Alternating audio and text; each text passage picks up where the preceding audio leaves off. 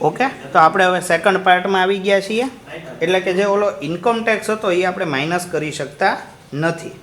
Okay, પછી જુઓ interest on loan 11,000. જો જે આપણે લોન લીધેલી છે 11,000 રૂપીસ એનું ઇન્ટરેસ્ટ છે. જો 1,50,000 છે ને એનું ઇન્ટરેસ્ટ છે.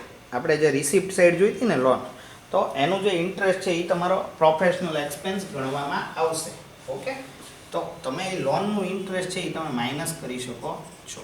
એ આપણે કરી નાખવાનું. અને એ ઇન્ટરેસ્ટની વેલ્યુ કેટલી છે? તો કે 11,000 રૂપીસ. ઓકે, એટલે કે આ તમારું લોનનું પણ ઇન્ટરેસ્ટ છે એ તમારું એક્સપેન્સ છે એ કન્સિડર થશે. પછી જો રીપેમેન્ટ ઓફ લોન, એકચ્યુઅલી એણે રિફંડ ઓફ લોન લખેલું છે, પણ refund of loan word use ના કરાય, રીપેમેન્ટ ઓફ લોન કહેવાય. તો રીપેમેન્ટ ઓફ લોન છે એ તમારું કેવું ગણાશે? તો કે રીપેમેન્ટ ઓફ લોન છે એ તમે લોનને શું કરી દો છો? પરત કરી દો છો, અથવા તો જે લોનનો જે એક્સપેન્સ છે એ તમે શું કરી દો છો? લોન જે લીધી હતી તમે રીપે કરો છો. એટલે જ્યારે રિસીવ થયા ત્યારે પણ એ તમારી ઇન્કમ નહોતી, અને જ્યારે તમે રીપે કરો ત્યારે તમારો એક્સપેન્સ પણ નથી. એટલે બેમાંથી એક પણ જગ્યાએ તમારી એ વસ્તુ છે એ કન્સિડર થતી નથી. ઓકે, પછી આગળ જુઓ કોન્ટ્રીબ્યુશન ટુ પ્રોવિડન્ટ ફંડ. તમે પ્રોવિડન્ટ ફંડમાં શું કરો છો? કોન્ટ્રીબ્યુટ કરો છો. તો કોન્ટ્રીબ્યુશન જે તમે કરેલું છે પ્રોવિડન્ટ ફંડનું, બરાબર, તો પ્રોવિડન્ટ ફંડ છે તમારે પ્રોવિડન્ટ ફંડ છે એ તમારો કોઈ એક્સપેન્સ થતો નથી. That is your liability. તમે શું કરો છો? રીપે કરો છો. ઓકે, જો ખાસ યાદ રાખજો કોન્ટ્રીબ્યુશન ટુ પ્રોવિડન્ટ ફંડ. તો પ્રોવિડન્ટ ફંડ છે એ શું છે? પીએફ છે. પીએફ છે તમે કોની પાસેથી કલેક્ટ કર્યો હોય? એમ્પ્લોયી પાસેથી કલેક્ટ કર્યો હોય. કઈ રીતે? તો કે સેલરીમાંથી અમુક એમાઉન્ટ તમે ડિડક્ટ કરતા ગયા હો એની સેલરીમાંથી. શેની? પીએફની. હવે આ પીએફની જે એમાઉન્ટ છે એ તમે શું કરો છો? ગવર્મેન્ટમાં ડિપોઝિટ કરાવો છો. બીજી કોઈ વસ્તુ આમાં નથી. તો એ તમારે શું કરવાનું? એ તમારો કોઈ એક્સપેન્સ તરીકે કન્સિડર થાય એવી વસ્તુ નથી. એટલે આપણે એડજસ્ટમેન્ટ પણ જોઈ લીધા. સાથે તો કે આપણે રિસિપ્ટ અને પેમેન્ટની એક એક આઇટમ જે આવતી હતી બધાનું ડિટેલમાં શું કરી નાખ્યું? આપણે ઓવરવ્યૂ અથવા ડિસ્કશન કરી નાખ્યું. હવે બુક સાથે એક વખત આપણો આન્સર છે એ મેચ કરી લઈએ.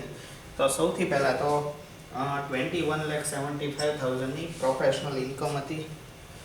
Gift from client 63,000. જો એક વખત તમારે પણ એક્ઝામમાં શું કરવાનું? જે પણ કેલ્ક્યુલેશન કરી હોય એક વખત ચેક કરી લેવી, જેથી કોઈ પણ પ્રકારની ભૂલ થઈ હોય તો એ આપણે શું કરી શકીએ? આપણે અટકાવી શકીએ. Okay, depreciation on office equipment 24,000. પછી આગળ હું ચેક કરું તો મોટર કાર એક્સપેન્સ છે 1,12,000. જો સેમ વેમાં એમણે ઇફેક્ટ આપેલી છે. ઓફિસ એક્સપેન્સ છે તમને ઓફિસ એક્સપેન્સ છે એ એક મારે જો કન્સિડર કરવાનો રહી ગયો છે.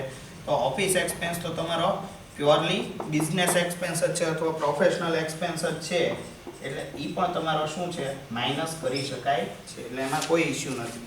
પછી આગળ વધો તો સ્ટાફનો સેલરી છે 14,51,000 છે. ઇન્ટરેસ્ટ ઓન લોન છે 11,000 છે. અને ડેપ્રિસિએશન ઓન મોટર કાર તમે ચેક કરશો તો એમણે પણ આપણી જેમ જ 24,000 રૂપીસ જ માઇનસ કરેલા છે. બધી જ વસ્તુઓ પૂરી થઈ ગઈ. હવે શું કરવાનું? તો કે ખાલી તમારે ટોટલ ટેક્સેબલ ઇન્કમ એવું લખી નાખવાનું. અને જેટલું હોય આમાંથી શું કરવું પડે? તમારે માઇનસ કરવું પડે. એટલે કે 22,38,000. અને એમાંથી આ બધી આઇટમ્સ છે માઇનસ કરો તો આન્સર આવશે તમારો 2,54,000. ઓકે, તો આ રીતે આપણો દાખલો છે અહીંયા શું થઈ જાય છે? કમ્પ્લીટ થઈ જાય છે. ઓકે, તો આ રીતે પણ પ્રોફેશનલનો દાખલો બિઝનેસથી કઈ રીતે ડિફરન્ટ પડે છે એ તમને ખ્યાલ આવી ગયો હશે. ઓકે, તો આપણે અત્યારે આમાં આટલું રાખીએ છીએ. જોઈ લ્યો એક વખત દાખલો. ઓકે, કોઈને કાંઈ લખવામાં કે કાંઈ જોવામાં પ્રશ્ન થયો હોય, આખો દાખલો તમે સ્ક્રીન ઉપર છે એ જોઈ શકો છો. ઓકે, ચાલો તો અત્યારે આટલું રાખીએ છીએ આમાં.